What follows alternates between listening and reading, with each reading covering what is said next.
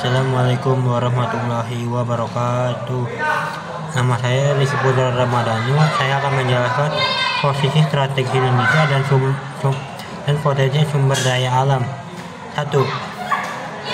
Potensi strategi Indonesia. A. Letak geografis. Indonesia terletak di antara dua benua, Asia dan Australia, dan dua samudra, India dan Samudra Pasifik. 2. Posisi ini menjadikan Indonesia sebagai jalur perdagangan internasional yang sangat penting. B. Letak astronomis. Indonesia berada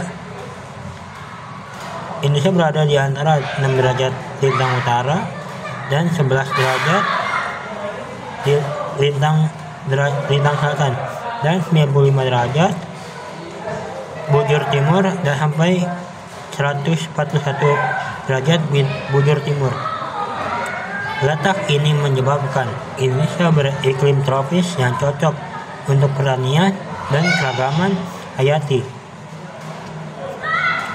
C. Keuntungan letak strategis geografis. 1. Memiliki lalu lintas perdagangan yang padat.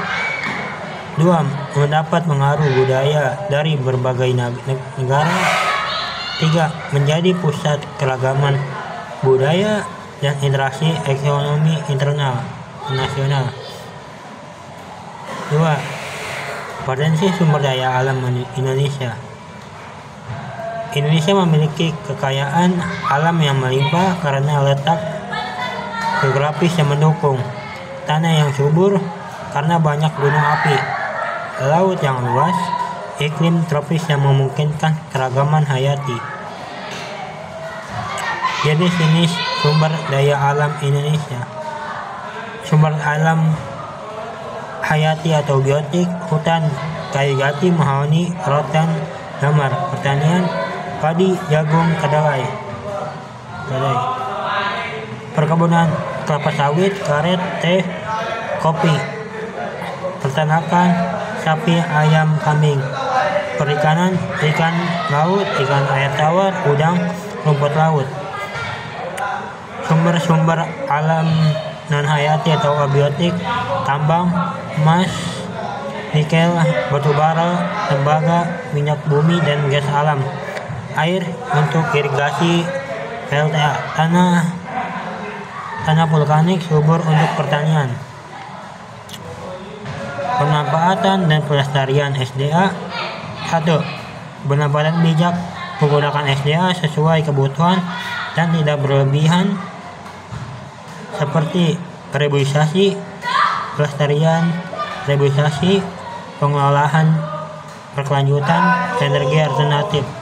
Pengawasan: mencegah penambangan ilegal, pembakaran liar, dan pencemaran.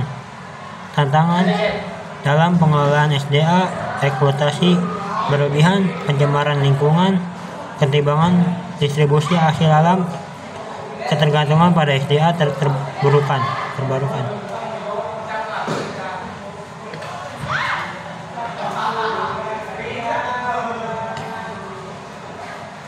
3. Potensi sumber daya alam Indonesia. Indonesia kaya akan sumber daya alam karena memiliki letak geografi yang strategis, iklim tropis yang mendukung pertumbuhan hayati,